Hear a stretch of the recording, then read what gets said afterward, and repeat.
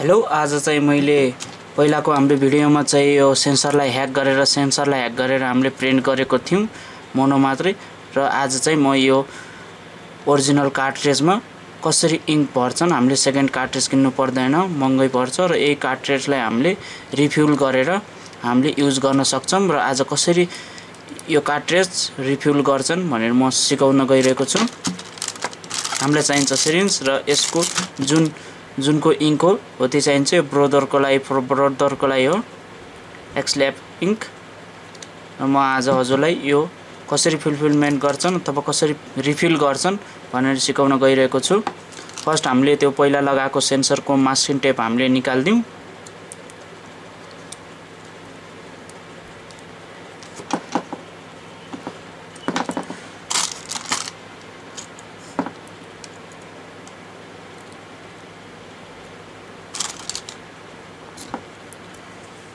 Masking tape निकालिसकेपछि sensor खुलिहाल्छ। अहिले यो हालैमा नै हामीले चाहिँ एम्प्टी देखाउँछ र यसलाई कसरी फुलफिलमेन्ट गर्ने, यो भनेको एयर भेन्टको लागि हो र यो चाहिँ इङ्कको लागि हो। हामीले यो इङ्क आउने ठाउँबाट सिरिन्जबाट हामीले इङ्क हाल्छौं।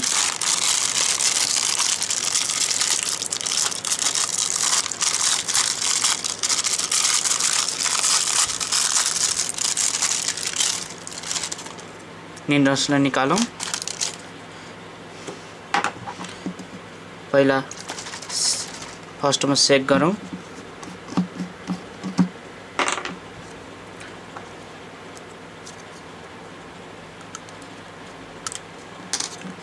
र सेक गरिसकेपछि यसलाई फ्री गराउँ सिरिन्जलाई।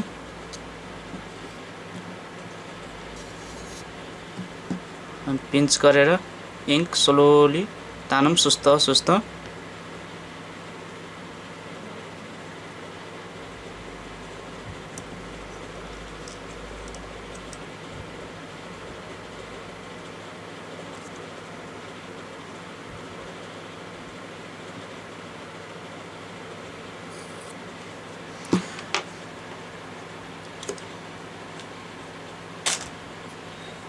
यसमा हल्का एयर बचेको छ, त्यसलाई हल्का फाल्ने कोसिस गरौँ बिस्तारै।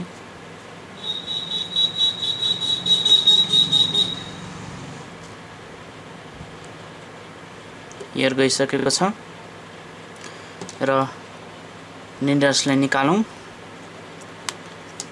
मैले अघि नै भनेको थिएँ कि यो चाहिँ इङ्क जानको लागि हो, प्रिन्टरमा इङ्क जानलाई। र यो एयर भेन्ट हो,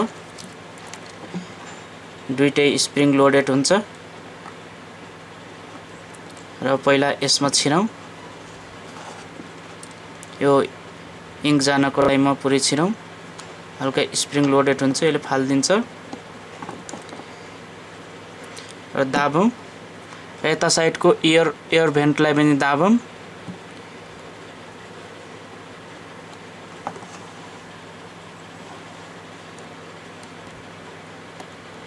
एयर भेन्टलाई बिस्तारै दाबौं अनि यसलाई पनि दाबेर हल्कासँग पुश गरौँ। आरामसँग भित्र फिल्टर लागेको हुन्छ, यदि हामीले फोर्स गर्यौं भने चाहिँ यो फुट्न सक्छ। एकदम आरामसँग हल्का ट्विस्ट यताउता गरेर कतातिर पार जान्छ, बिस्तारै जाँदैछ।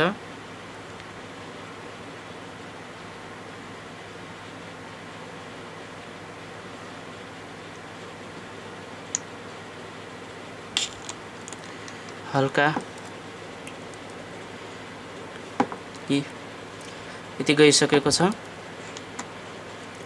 र बिस्तारै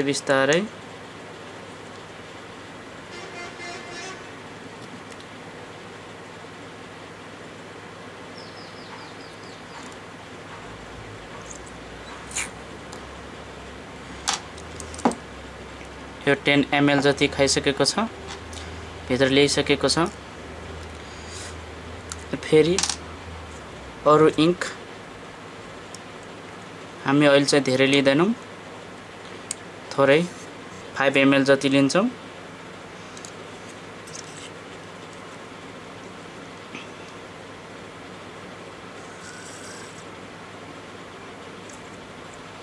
इयर लिनु हुँदैन, त्यही भएर बिस्तारै बिस्तारै लिउँ कोल्टे पारेर।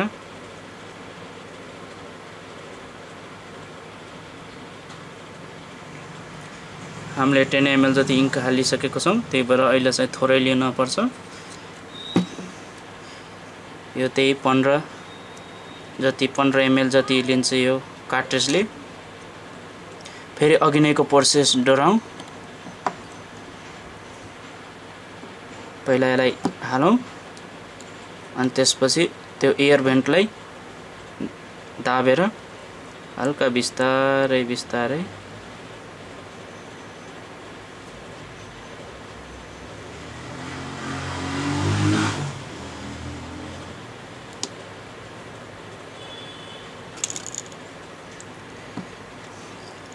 भनेको थियो 15 जति लिन्छ।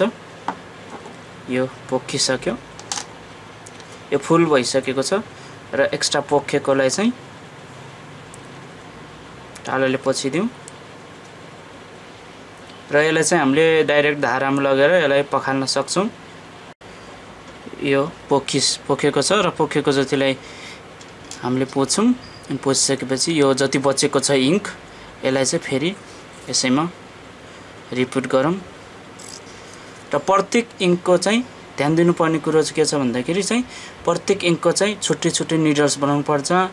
यो इङ्कजेट प्रिन्टरमा J100 मा 4वटा इङ्क लागेको छ, त्यसकारणले 4वटा इन्डिभिजुअल सिरिन्ज बनाउनु पर्छ। एकअर्कासँग मिक्स गर्नु हुँदैन, पछि प्रिन्टिङ क्वालिटीमा प्रब्लम आउन सक्छ र हेडमा पनि प्रब्लम आउन सक्छ। यसलाई पोछौँ।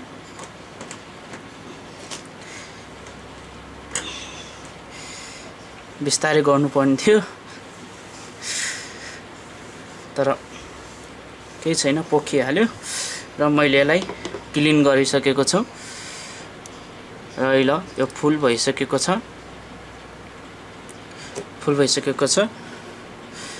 यसलाई मैले पानीले पखालेको कारणले हल्का यसलाई पोछौँ।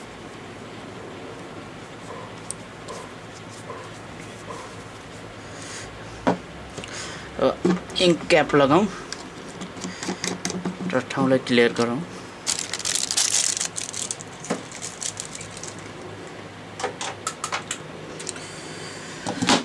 र यो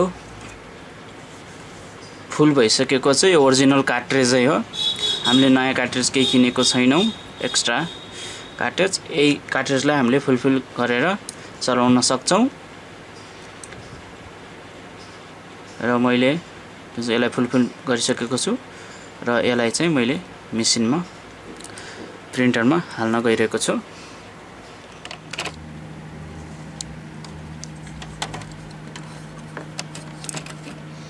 यो नहाल्दैसम्म चाहिँ हामीलाई चाहिँ सी को मसी छैन अथवा कार्ट्रिज छैन भनेर देखाएको छ। इन्स्टल यहाँ पनि देखाएको छ, प्रिन्टरको स्क्रिनमा पनि। यसलाई पुट गरौँ र कभर लगाइदिउँ र लगाइसकेपछि यहाँ नर्मल भनेर भनेको छ र हाम्रो सबै इङ्कहरू फुल भएको छ। र मैले यो इङ्क हाल्नुभन्दा अघि एउटा कलर प्रिन्ट लिएको थिएँ, कलर प्रिन्ट गरेको थिएँ फोटो। यो इङ्क नहाल्दैको यो कलर प्रिन्ट फोटो र अब चाहिँ हामीले यो इङ्क हालिसकेपछिको कलर फोटो प्रिन्ट गर्छौं र यसको रियल फोटो चाहिँ यसो छ। कति डिफरेन्स छ हेर्नुस् आफै, डिफरेन्स कति छ डिफरेन्स। र अब चाहिँ प्रिन्ट हालिसकेपछि चाहिँ कस्तो फोटो आउँछ हामी एकचोटि हेरौँ।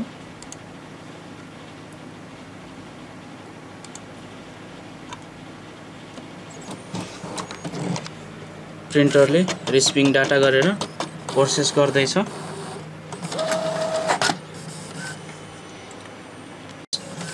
हामीले मसी हालिसकेपछि इङ्क हालिसकेपछि रिफिल गर्यौं र त्यसपछिको अब प्रिन्ट कस्तो आउने रहेछ। त्यो भन्दा अघि चाहिँ हल्का डिस्कलर आएको थियो कलरफुल आएको थिएन र यसको कलरफुल फोटो चाहिँ यसो छ र यो चाहिँ इङ्क नहाल्दैको फोटो थियो र हामीले चाहिँ अब फुल इङ्क गरिसकेर अब कस्तो प्रिन्ट आउँछ भनेर चेक गर्दैछौँ र फर्स्ट चाहिँ के गर्नु होला भन्दाखेरि चाहिँ इङ्क हालिसकेपछि पुरै इङ्क हालिसकेपछि एकचोटि हेडलाई चाहिँ क्लिन गरिदिनु होला यही के भन्छन् प्रिन्टरद्वारा चाहिँ क्लिन गर्नु होला अप्सनबाट र कस्तो फोटो आउँछ त्यो हेरौँ प्रिन्ट आउँदैछ प्रिन्टिङ भएर प्रिन्ट आउँदैछ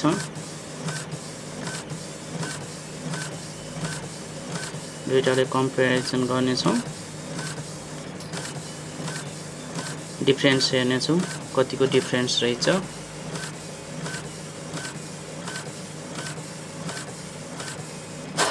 र हाम्रो प्रिन्ट आइसकेको छ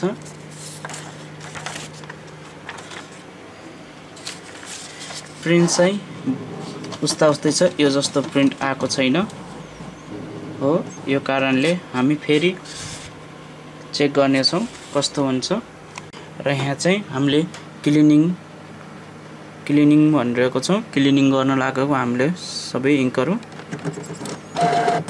क्लिनिङ गर्दैछ प्रिन्टरले प्लिज वेट क्लिनिङ भनिरहेको छ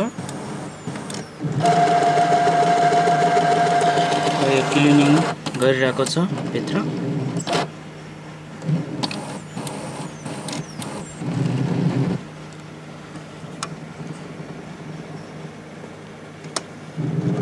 प्लिज वेट क्लिनिङ भनिरहेको छ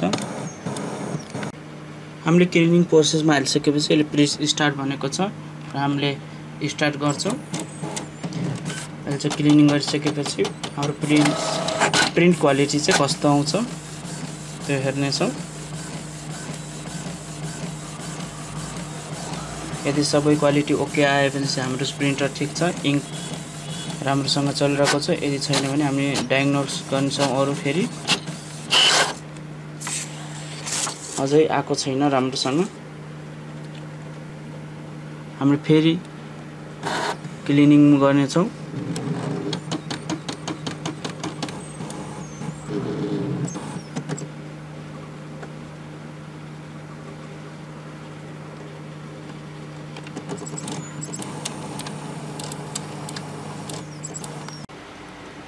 हामीले 3 चोटि यो मोसी हालिसकेपछि 3 चोटि क्लिनिङ गर्यौं अनि त्यसपछि राम्रै रिजल्ट आछ प्रिन्ट क्वालिटी चेकमा चाहिँ सबै कलर राम्रैसँग आएको छ र अब चाहिँ यो फोटो हामीले प्रिन्ट गर्छौं र कस्तो आउने रहेछ अघिनको फोटो चाहिँ पहिला भन्दा पनि राम्रो आएको थियो किनभने सेन्सर क्लिन यो फर्स्ट फोटो हो यो चाहिँ सेकेन्ड फोटो हो त्यसपछि 2-3 चोटि 3 चोटि क्लिनिङ गर्यौं 3 चोटि क्लिनिङ गरिसकेपछि चाहिँ रिजल्ट चाहिँ राम्रै आइरहेको छ र अब चाहिँ रियल टेस्टको बाँकी छ र यो फोटो चाहिँ हामीले प्रिन्टको लागि अर्डर गर्छौं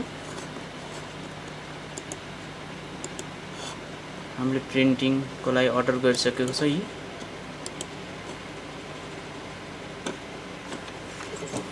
र अब चाहिँ मेसिनको काम सुरु भइरहेको छ इङ्क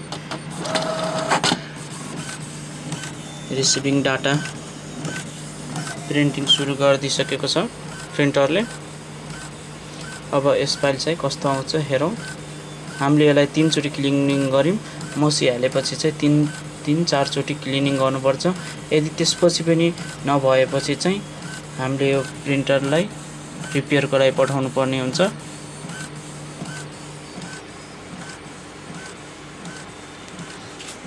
पहिलो र दोस्रो प्रिन्ट चाहिँ यस्तो छ पहिलोमा चाहिँ येलो बडी छ दोस्रोमा चाहिँ व्हाइट हल्का बडी छ अनि ब्ल्याकको पनि हल्का मिलेको छैन र अब चाहिँ फोटो कस्तो आउँछ प्रिन्टिङ हुँदैछ प्रिन्टिङ पनि आइसकेको छ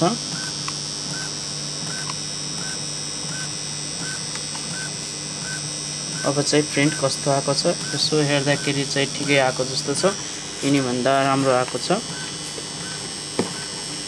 र कम्पेयर गर्ने छौं हामी फर्स्ट सेकेन्ड र थर्ड हेर्नुस्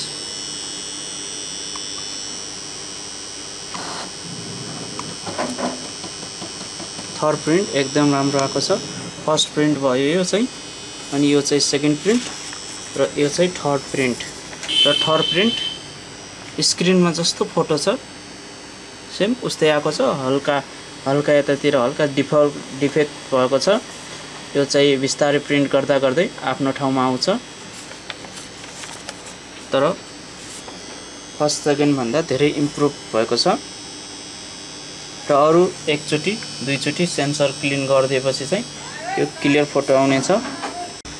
आजको भिडियोमा चाहिँ कसरी इङ्क रिफिल गर्छन् ओल्ड कार्ट्रिजमा अथवा यो ओरिजिनल जुन यो प्रिन्टरसँग आएको थियो त्यही कार्ट्रिजमा कसरी प्रिन्ट गर्छन् भनेर मैले देखाएको छु।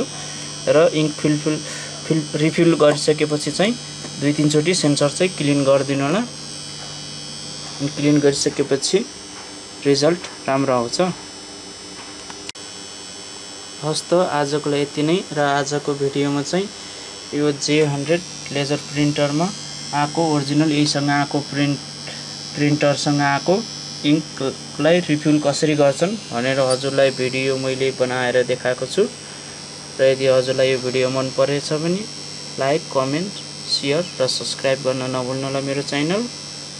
हस् त धन्यवाद।